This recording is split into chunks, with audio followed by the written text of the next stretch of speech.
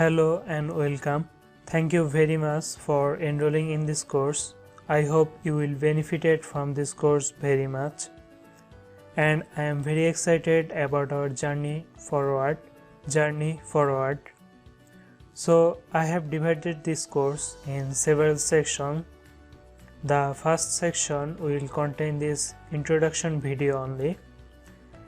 In the second section, we will discuss about some basic things like the proper positioning, how the task typing works, how to practice more effectively, and at the third section we will do our practicing.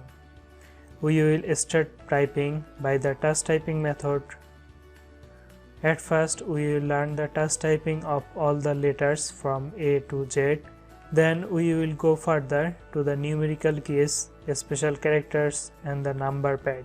We will follow multiple methods of practicing to get the most out of this course. The final section is about the shortcut keys. We will learn about some super useful shortcut keys that works almost everywhere. These keyboard shortcuts will help us to boost our productivity by saving the time between the mouse and the keyboard. So let's get started.